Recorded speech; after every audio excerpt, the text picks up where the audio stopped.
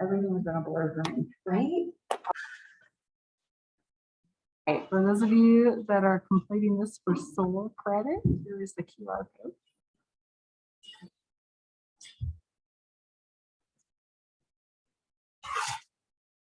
Yeah, and I got to start, or should we wait for the lunch stuff? Yeah, go ahead. Go ahead, sir. I can let them know. Sure. Yeah, that's always fun. Yeah, go ahead and say. Okay. So I will go ahead and start. Hi, everybody. My name is Alli Brayton. I am a career counselor and academic advisor with ACES. Hopefully some of you have heard of ACES. Our department helps students in a lot of different capacities. So we do academic advising, like I said, for students that are undeclared, maybe on probation, maybe transitioning between majors. But then the other aspect of what we do, and then I'm going to talk more to today, is the career counseling and then career services aspect of what we do. So today, hopefully in about 20-25 minutes, I'm going to give you a brief overview on kind of resumes, cover letters, and some tips on like nailing an interview, right? And so it'll probably be pretty quick. If you do have questions, like I said, you're always welcome to schedule with one of us at ACES, and we can go over the stuff more in depth with you. So to start off, when we are thinking about, applying to jobs, job searching, getting out there kind of after graduation, or even looking for internships while you're in school, I think it's important to ask yourself some questions, like who do you want to work for and why? Are there specific populations of people you want to work with, tasks you want to accomplish, things you want to learn from that position?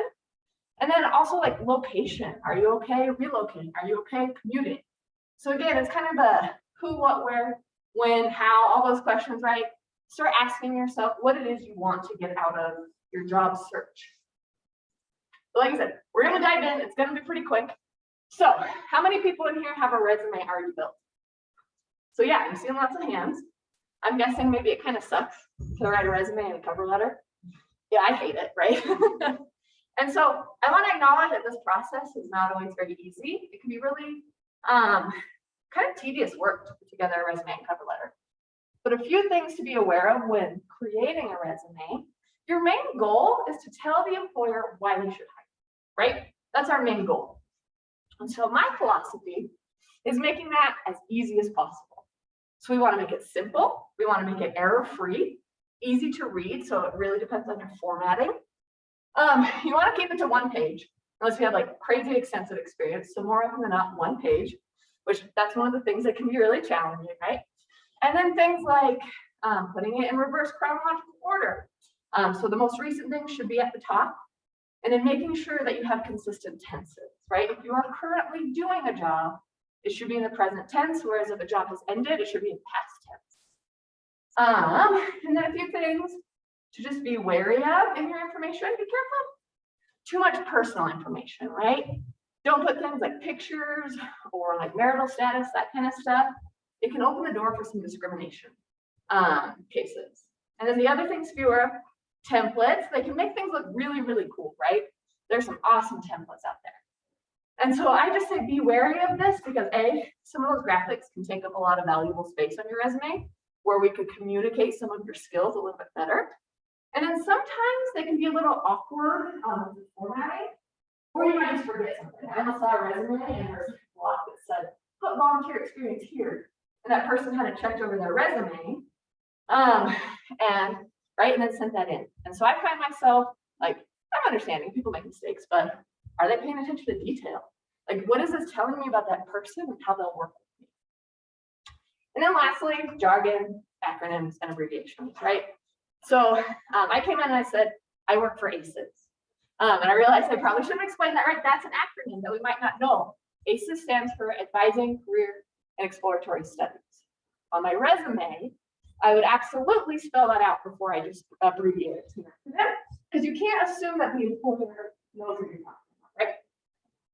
So that goes back to kind of like the basics of trying to show the employer why they should hire you.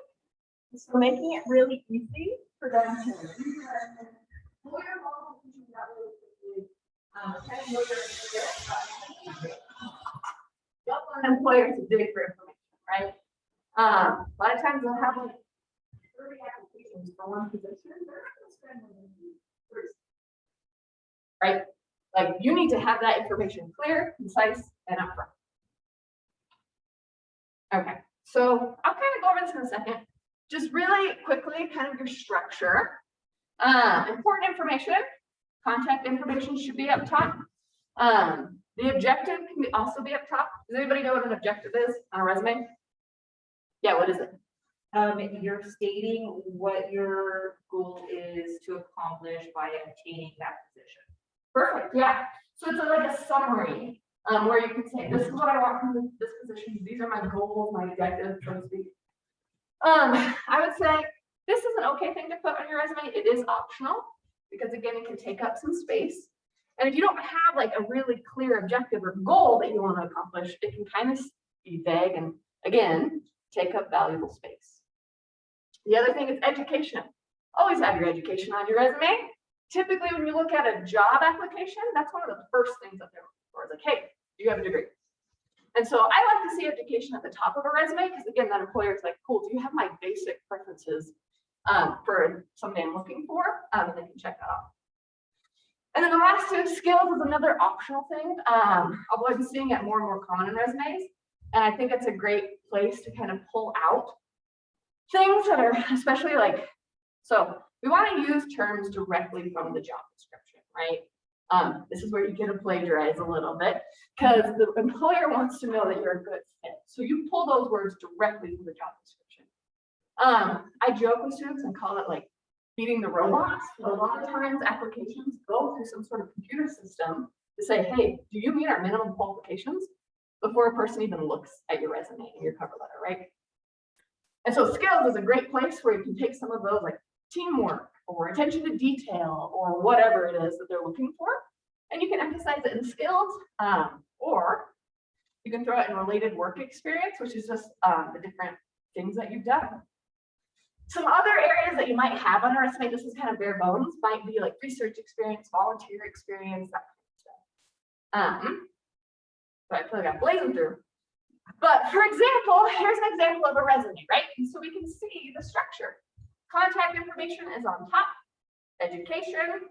So they have some certifications that might go along with the career they're looking at. They have some skills, and then they decided instead of related work experience, they have teaching experience because they're applying to be a teacher. So again, they're emphasizing those experiences that they have. But you can see bullet points, right? It's very organized, very clear, kind of appealing to the eye. I think that's really important. Like I keep kind of emphasizing is easy to read. Sometimes I see individuals putting paragraphs underneath like a job, like what they've done. And that's not necessarily bad, but all of a sudden as an employer, I'm having to read this whole paragraph and that can get kind of tedious versus a bullet point. I can be like, okay, let's break down what you've done. This is easier for me to kind of digest and see how you're qualified. Okay, so one more tip on resumes before I jump into cover letters. Make your resume, I don't stand out, if you will, is kind of working to highlight skills and abilities and competencies and not just listing job tasks that you've done, right? You want to really show employers that you learned from something that you did. So that might be quantifying where you can, putting numbers to things. Like I advise a caseload of 130 students, right? That would absolutely go on my resume to illustrate how many students I work with each semester. The next one is to, like I said, use kind of your, I call them buzzwords, but action words, kind of those words that help give it a little extra punch. So if you think about somebody who does tours on campus, right? They could on their resume put led tours around campus. But that doesn't really give us an idea of what they're doing. Like it's pretty vague, doesn't give us a lot of information. Versus the second one where it's successfully used communication skills to lead about 50 tours each semester while presenting information about the university and its programs, gives you a heck of a lot more information about what that person's been doing.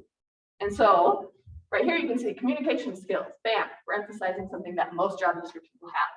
We're quantifying here to help kind of give the employer a sense of, okay, what are they juggling each semester? And some awareness of like, cool, I understand the university programs. So again, kind of illustrating my point of displaying your skills, showing kind of the actions that you've done, not just reiterating those job duties. Okay. Oh, and I'll show you in a second. So we have a really, really cool resource for you, and I want to save some time so that we can pull that up together. But this is a list of some words from our career guide, if you will, that helps you kind of use those words, right, that I'm talking about. You can see in the top part, these are the attributes that employers tend to seek out, kind of across the board. So we're looking at those communication skills, work ethic, attention to detail, computer skills. These should probably be scattered throughout your resume and cover letter to make sure you're kind of covering those bases. After that, this is these are some words that just allow you to kind of, like I said, punch up your resume a little bit. You can say like helped over and over again, or you could say assisted, facilitated, fostered, right? It can help you kind of in a more nuanced way communicate what you've done. Cool. Any questions about resumes? Like I said, I understand that's super quick. Okay. Like, okay, sorry, there is a giant pillar in the middle. Oh, that's a good question. I was like, Paige might be able to talk to us a little bit more. I'll talk about CVs in a Yeah. minute. I was gonna say, they're similar. Most jobs will want a resume, whereas grad school, fellowships, that kind of stuff, they want a CV instead. So like if you're looking just to go into kind of industry and the working world, most often you will need a resume, versus if it's anything academic, often you'll need a CV. The job description or whatever you're applying to will often tell you that, right? It'll ask for a resume. Like I said, they're going to be similar. Resume will often be shorter. Does that answer your question? Yes. Cool. And I would just add, if they say resume, don't submit a CV instead. Yeah. Especially if you don't have enough relevant experience. Yeah, exactly. Yes. Where do we find listing contact information? Do you find the most relevant email and phone number? Are you seeing a full way from physical address in terms of resume? You know, that's a good question. I would maybe have to ask Tammy, who does a little bit more of this. I would say it's more phone and email, just kind of my gut. I think probably all of it, but most often you're going to get contacted through email or telephone. However, if you are looking to move somewhere, often if you have a local address, that can actually help, right? Like, so I think of a good example. Like if you're applying for a job in another state and you move there and you have a local address, I don't know what it is. There's probably some psychological thing behind it, but sometimes that'll help you get a little bump up with the employer because like, okay, you understand the culture, you understand the area that we're in. So having that local address can help. Does that kind of answer that? That's great. That's Cool. great. Yeah. There's an article on Ford if you're looking for an outer state job, you're recommend not looking for address down, because companies might avoid it if you want to do That too, right? So yeah, it gets complicated. Like it depends, I think is probably the answer there, but if you can put a local address, like maybe somebody you're gonna go live with has a local address, like, or yeah, no, not having one. Okay, good question. Others? So we'll go into cover letters. Cover letters, I don't know about you guys, stress me out a little bit when I'm writing my own. Because it's again, this kind of short amount of space where you have to communicate a lot of information. Cover letters should essentially answer two main questions. So why do you want to work here? And why should we hire you? And so typically, I would say there's three parts to a cover letter. This might be on my next slide. Oh, and then the conclusion. Yeah, okay. So typically, I would say cover letters are broken down into like three major parts.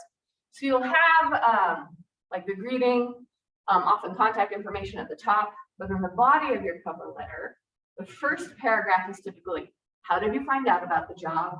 What makes you a good fit? It might be like, I saw this job posted on this website.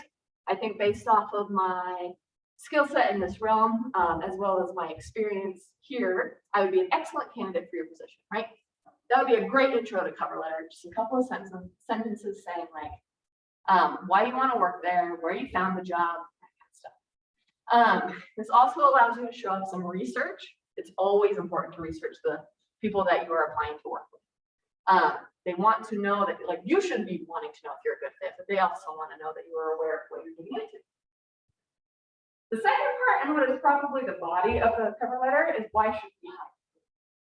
And so this is again where we're going to be pulling qualifications from the job description and then highlighting some examples in a little bit more detail to show why you would be a good fit for their company.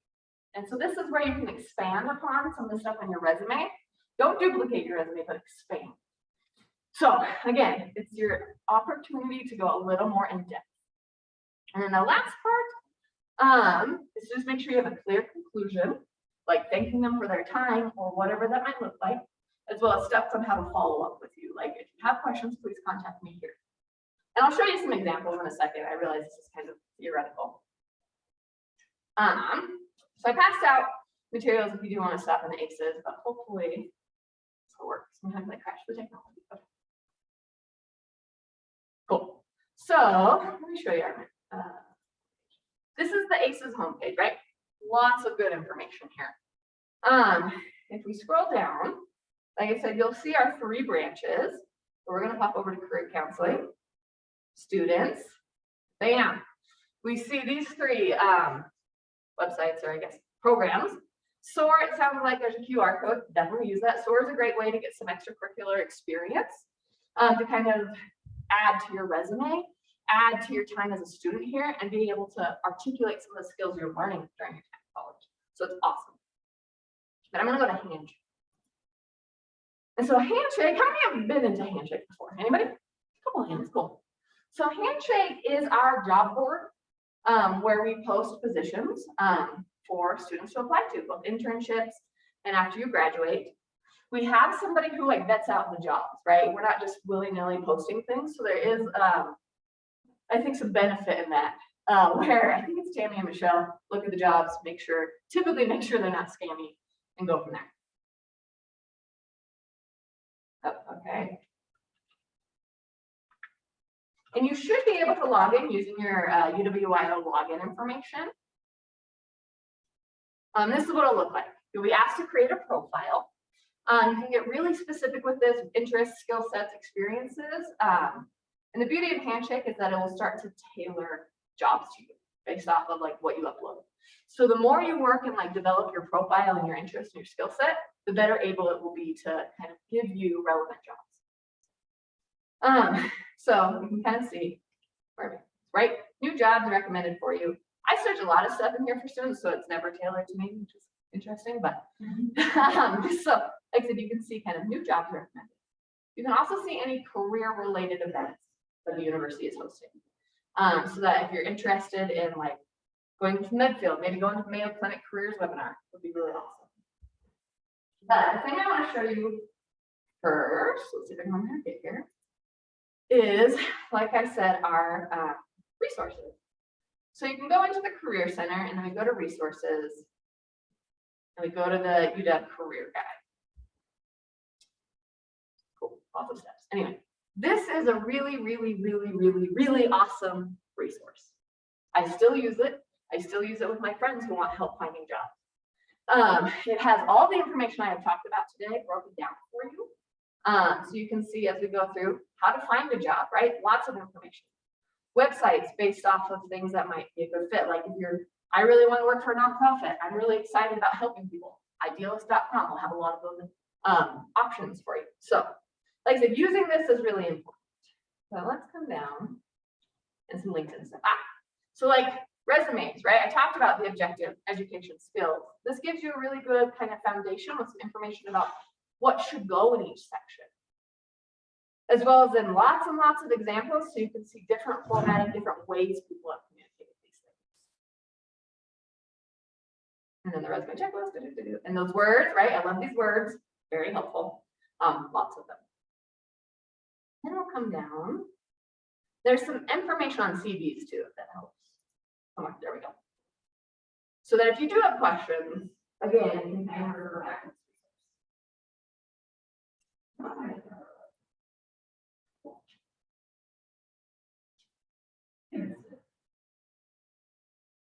Okay, cover letter basics, right? So I talked about the 2 questions, it's right here. You can also see again an example of what that formatting looks like. Your contact information, the employer's contact information, how to kind of open the cover letter. I wouldn't say to whom it may concern. Do a little work, see who you maybe the hiring manager and like address it to them, or if maybe possible, dear hiring manager, dear search committee, right? Making sure you have something in there. And you can see, right, intro paragraph, what are we accomplishing? Body paragraphs, what are we accomplishing? Closing paragraph. So this is a really good, again, resource to help you break. And then just my last few minutes. If I overwhelmed everybody at speed. Interviews. Who loves a good interview, right? Interviews are a really interesting thing. Has anybody heard of the STAR method? Perfect. I love it. For answering interview questions, right? Whenever you can, especially when they ask for some sort of example or tell me about a time, anything like that, you're going to want to follow these steps.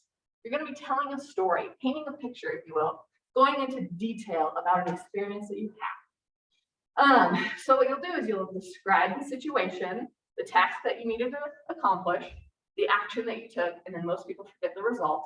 Talk about what happened, how it was successful, emphasize what went well for you. I know it can be really hard to sometimes brag about ourselves. This is where we get to do that. The other thing when it comes to interviews, always research the company so you know a little bit about them. Always have some examples prepared, right? Don't just go in blind. You can definitely practice for an interview. Is it this one? So like I would go through and have an answer to the most common and tough questions in an interview. That's how I would prepare. Strengths and weaknesses, right? That's one we see a lot. Absolutely know what your strengths are, but then also have a good weakness that you're ready to describe. Employers don't want you to like turn around and be like, I just care too much. That's my weakness. They want to know that you're a human being. We all have weaknesses. What is your weakness and how are you working, right? So like I'm disorganized. That's usually the one that I go to. I am a disorganized human. That's a fact. But I work to mitigate that by, scanning important documents so that I can keep them organized on my computer and refer to them later. That kind of stuff. They're going to want to know, okay, what's your weakness? What are you doing to combat it a little bit? But again, have these kind of prepared. That tell me about yourself, like a quick elevator speech about who you are. Try and apply it back to the job description. Don't just go off and be like, well, I swam in high school and it was off, right? We're going to keep it kind of concise and related to what we're applying to. The other thing that I would consider is having some examples about like times you've handled conflict, maybe with a customer or a coworker, and how that was managed, things like that, right? Having those things ready to describe in depth in a professional way. And then lastly, we got some sample questions. So these are more questions that you'll probably see in an interview. Again, if you have an interview coming up, get a friend and have them practice with you. Have them practice asking you some of these questions, picking out ones that might be a little hard to answer, that kind of stuff.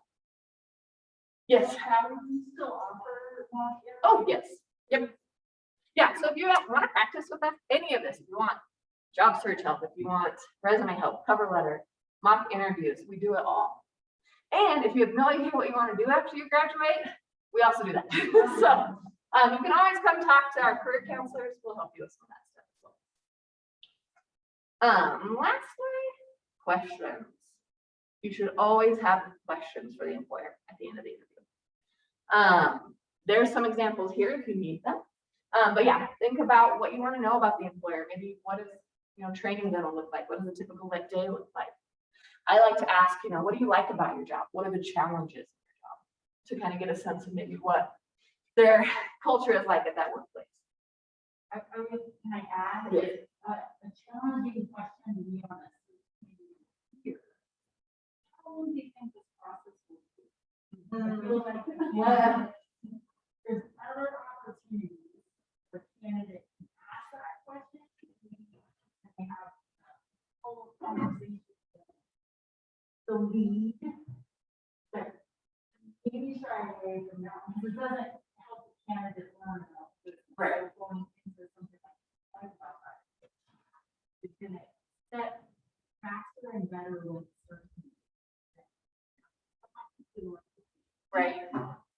yeah, okay. Yeah.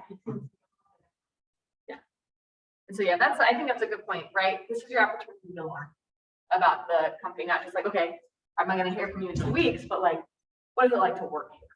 And so using that time well and not maybe hanging out, like we all want to know, and it sucks. Sometimes the process takes a while. But yeah, I think that's a great point. And the last, okay, I keep saying the last thing, but the last thing that I want to emphasize is sending a follow-up after you finish the interview. Here we go. Sending a brief kind of thank you letter can be really impactful. It doesn't have to be like a handwritten thank you card, but maybe an email if you know who was on the hiring committee or the hiring manager, and just saying, I appreciate your time. I look forward to hearing. I think sends a good message that you're polite, you're on top of things, and that you care about the position. I mean, it's optional, but I think it looks really good and has a lasting impact for employers. Not many people do it, but it's something that I recommend.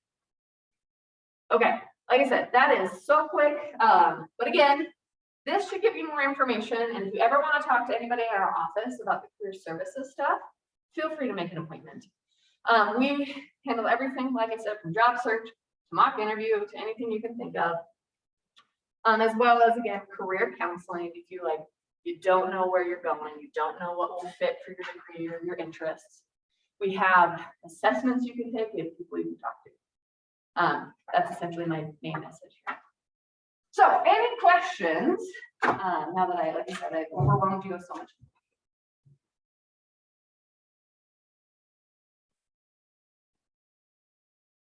I'll get questions on my schedule. Beautiful, do that, right? I love talking to students one-on-one. Okay, well then I will close out of this. And the page.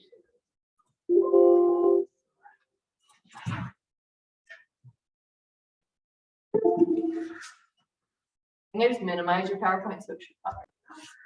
Cool. Hi, everyone. My name is Dr. Paige Morgan. It is so lovely to be here. I see some familiar faces. I used to be an SSS advisor, and then I took a position on the same floor as the director of the McNair Scholars Program, which I'll mention at the end. I now wear a lot of different hats. I teach in the School of Pharmacy. I teach anatomy and physiology at LCCC. I edit resumes, cover letters, CVs, personal statements, those types of documents as one of my many side gigs. So I consider myself somewhat qualified to talk about grad school. I went to grad school here at UW. I graduated with my PhD in neuroscience in 2018 and have just been floating around since then.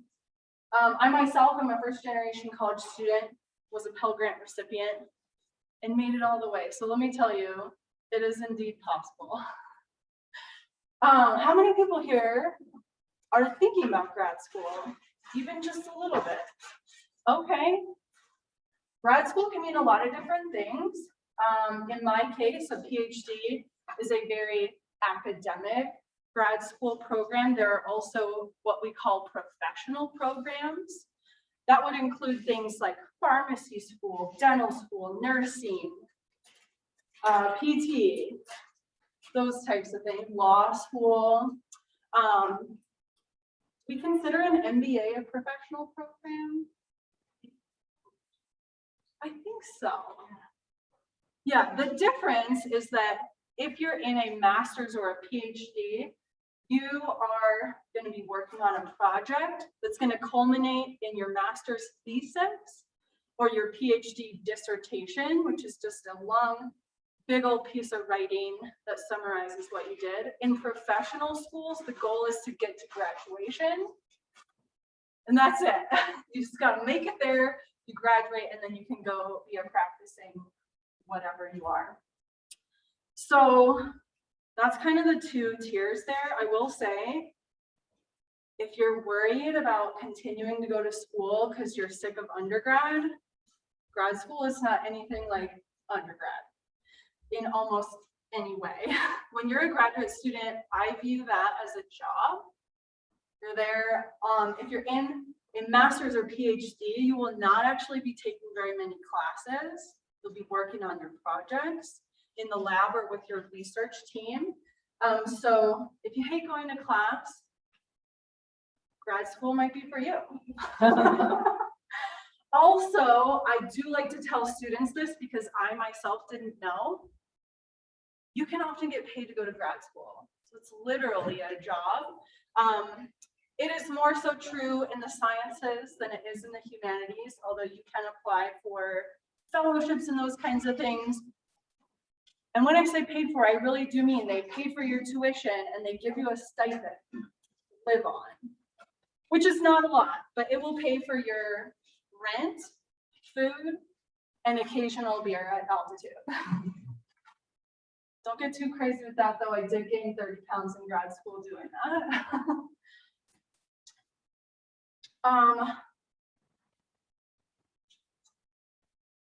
Ignore my janky little interview over there. We're going to talk about the timeline of what this would look like. In your senior year especially, this is when you really want to be thinking about grad school. Of course, you can go to grad school at any time. There are no rules. You can go when you're 40. You can go right now. Prior to this, though, you want to be thinking about, am I a good candidate for graduate school? One thing you can do is actually talk to ACES about this and just think about things that you might want to do as your career. And then Google those things and figure out what educational requirements are needed in order for you to do that job. Often you can just Google this, like what degree do I need to be a practicing social worker? Google is an amazing place. It will tell you. You can also speak to people in those fields and see what their pathways looked like. So start there and figure out what is needed. Grad school is a good time. In my case, I went to grad school because I didn't know what I wanted to do with my life. And I got to my senior year and I was like, oh, dang, I don't know what I'm doing. Maybe someone will accept me into graduate school. And they did. And it can buy you some time to think about, what do I want to do as a career? If you have a PhD in any field, master's degree, that doesn't mean you have to do that job or you have to go into academia and be a professor. There are many things you can do with masters and PhDs that are not what you might traditionally think about as jobs that require masters and PhDs. It's very broad. And so I saw some people raise their hands. Daniel, you said PT? OPA. That means physician assistant. And you said speech pathology. Okay. Anyone else? What field? Microbiology. Heck yeah. I'm a STEM person myself. Love to hear that. Yeah, so maybe you are juniors, seniors, you're a senior. So we need to be thinking about this now.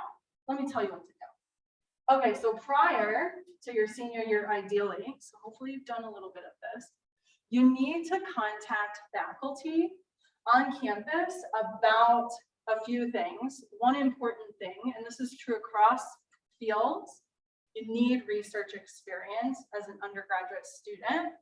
It's not exactly required, but it does add a lot to your application to demonstrate that you know what research is, and therefore you know what you're getting yourself into in a graduate program. So maybe these are faculty whose classes you've taken.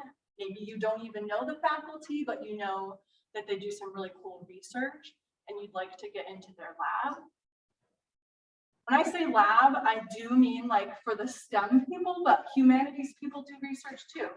I don't know what they call that, the research group or something like that, but every faculty on campus does research, no matter what field you're in. Also though, you need to be thinking about cultivating relationships with these faculty. These are people that are going to write your letters of reference. When you're thinking about putting together your grad school application, reference letter writers should have a PhD.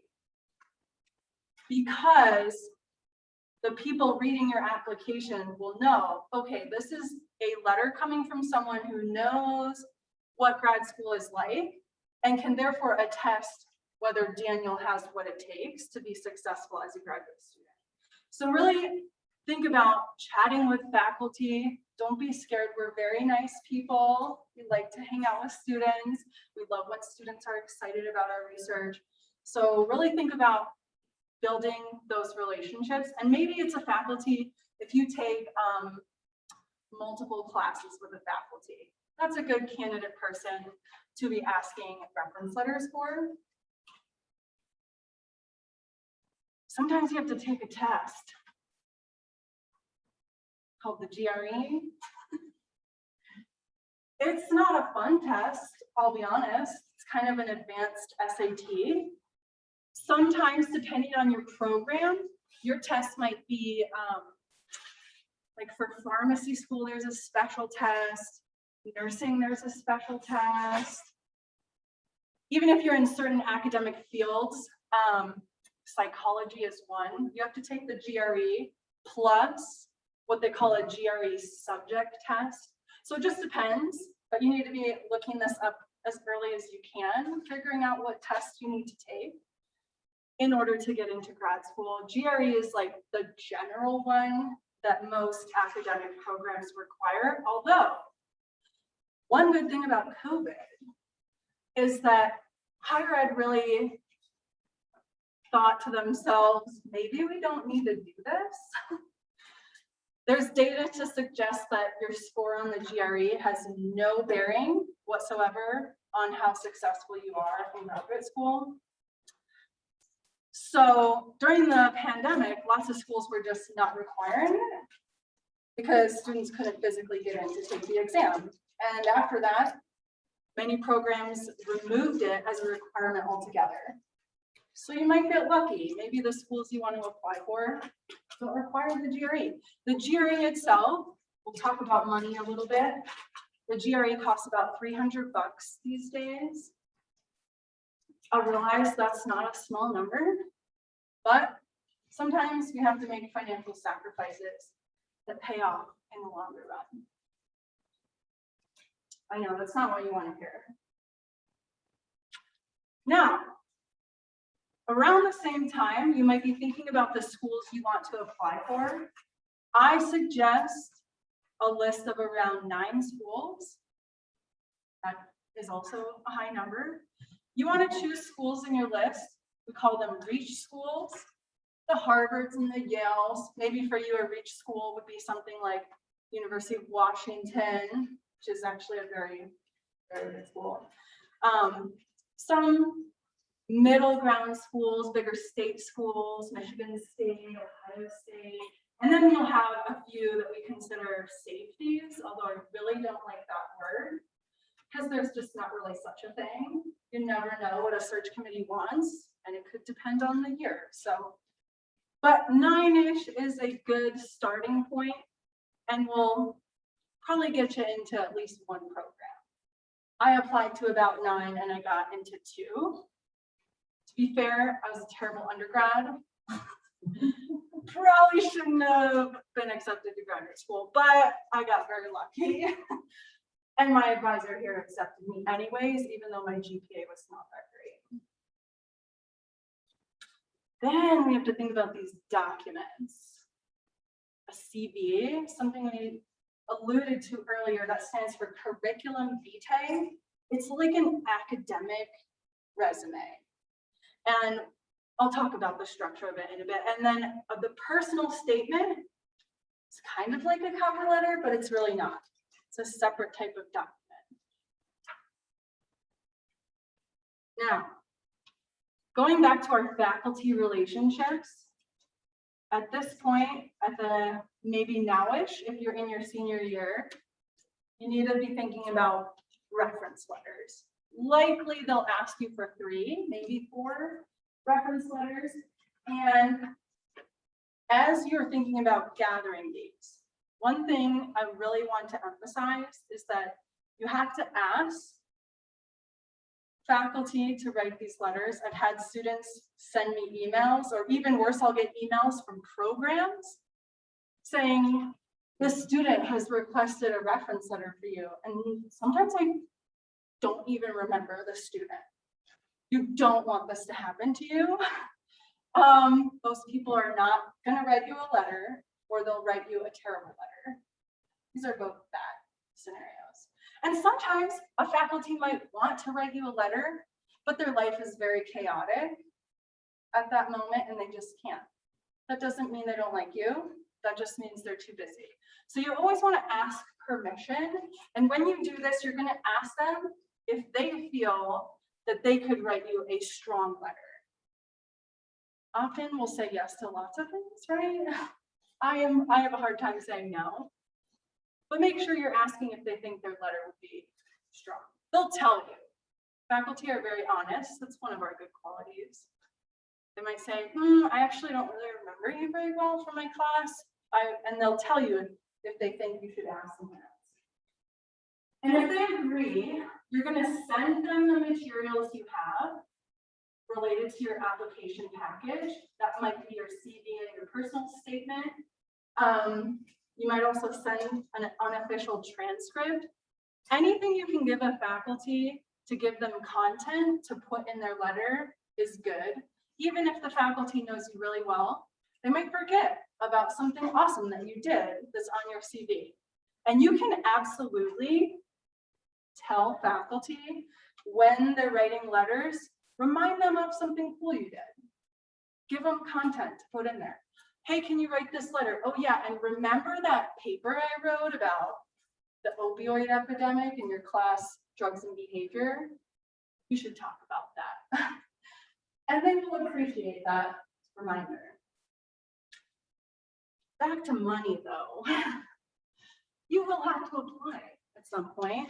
Applications are due anywhere between December and February. So you do want to start looking early to figure out when your school's deadlines are, and tell your faculty when they are, and remind them a week before the deadline. Sometimes we forget. We appreciate reminders. Application fees can range anywhere between $50 and $100 per school. So yeah, if you multiply that by 9, yeah, we can all do math, right? It's not free. Yes, Gwen? With all of the experiences that you have in your schools, did you ever find schools that would have exceptions for maybe students that were in trio projects? Yep. Just getting to that.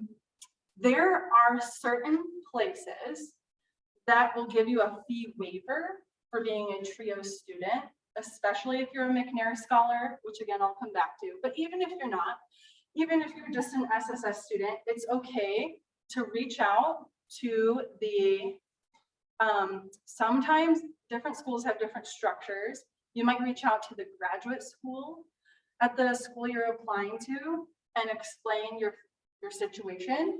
I'm a Pell Grant recipient, I'm a first generation college student, I'm a trio student. Would they consider giving you a fee waiver? And sometimes they actually do. So always check. It does not hurt to ask. It's not going to hinder your ability to get into a program. It's just going to make it cheaper, which is always good. So give it a try. If you're in or applying to a type of program where you're going to work directly with a faculty, that was my case and is the case in a lot of science programs. And actually across disciplines too. If you're applying to a program and you know you're going to work with Dr. Thompson, it's okay to say, hey, Dr. Thompson, I'm preparing my application and you know what? I'm just curious about a fee waiver, and they can often advocate for you to get that fee waived. So it sounds scary, but there are ways around it. Also though, I'm really happy I spent that money back then. Grad school's a fun time. I really do. People talk a lot of trash about grad school. It is no joke. It's very hard. You spend a lot of time away from your family. I missed several birthdays and holidays because grad school came first for me, but it was so fun. You meet lots of cool friends. All the people in my cohort were in my wedding party. It's just a really good time. Plus, I got to hang out with a lot of rats. I studied rat behavior, so all my friends were rats. It's fine. And then at the very end, in the spring usually, is interview season. This is a fun time. You get to potentially go to the schools that you applied to, see what the vibe is. Sometimes the vibe is negative.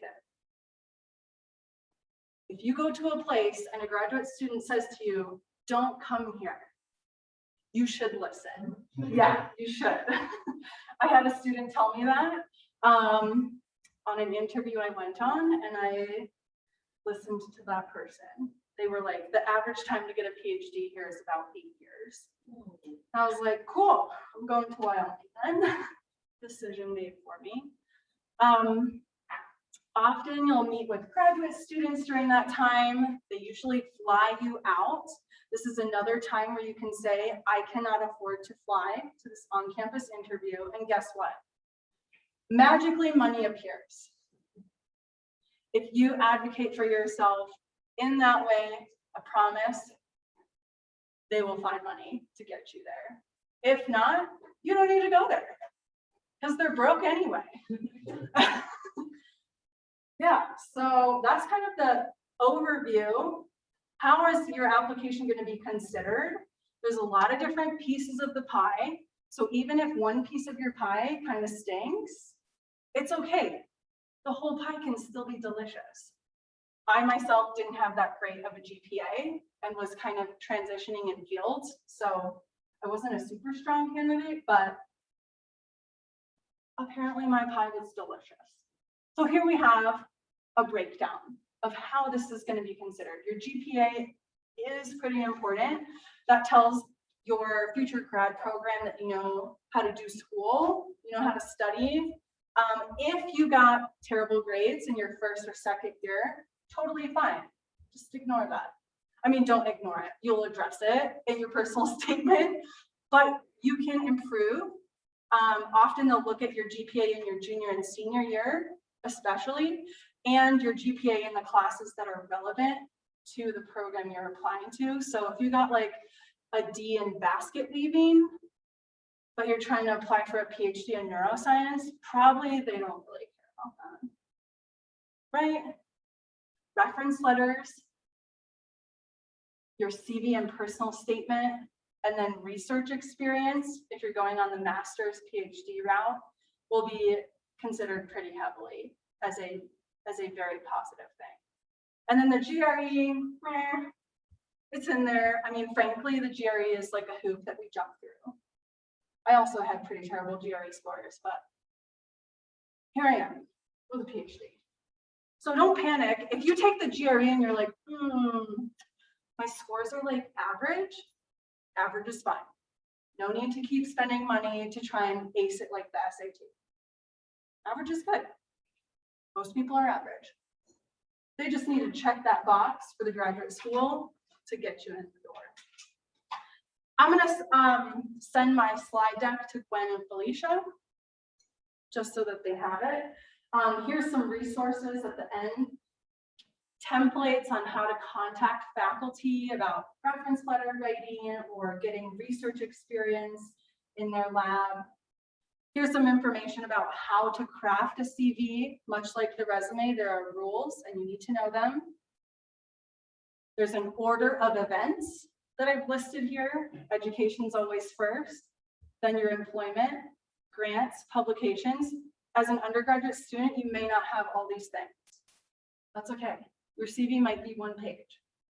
We all start somewhere. But the publications, research experience is something you can do as an undergrad to help build this document. It's very impressive for an undergrad to have a publication. So if you can get that, you're like definitely going to be getting into a graduate program. Unlike a CV or unlike a resume, we do include references on a CV. These are the people that are going to write your letters of recommendation. We include things like service, like did you participate in, what's that big thing here? The volunteer day, Oh, big event. the big event. Yeah, all that stuff counts here. CVs can get really long. It doesn't have to be restricted to one page like a resume can. Unlike a resume though, absolutely no templates here. Black and white Word document. It's a very boring document. You'll also write a personal statement. I've included a structure. This is from a McNair scholar who gave me permission to share. He got into a PhD program in sociology at UPenn, so he's legit. You don't want to get too long with these. Usually there's a cap at like 1,000 words. And similar to the resume, I think Alli mentioned this, in a personal statement, I know it says personal. And by personal, they mean like, tell us about your journey, not like that your parents got divorced in 1985. Or whatever, you guys weren't born then. Yeah, I mean, I know it's easy. We've probably all had lots of experiences that are, what's a good word?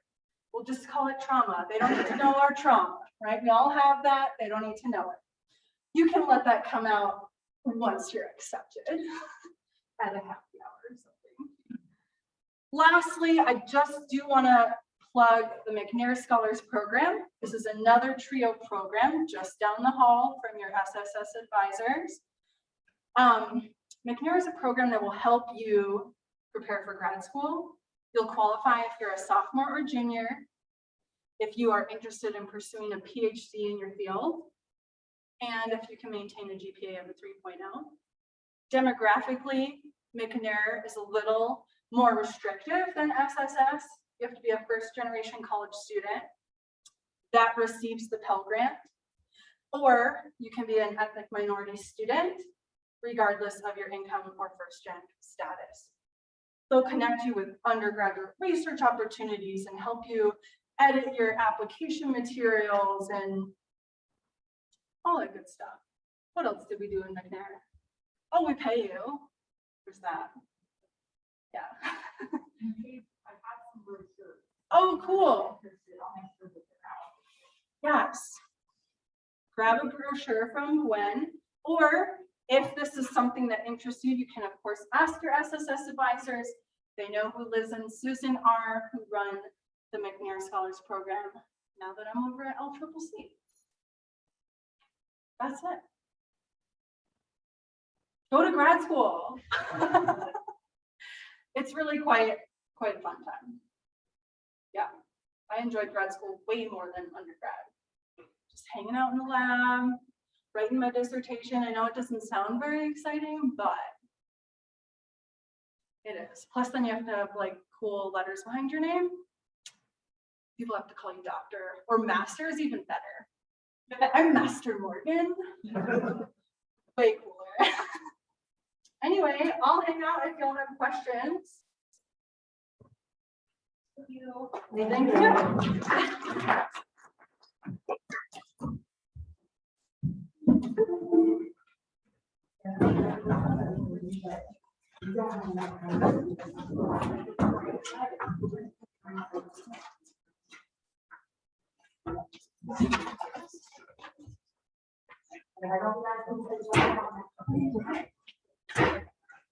Oh, yeah. Sign in, please don't forget to sign in. Dr. Morgan, when you say you had a bad GPA, what do you consider a bad?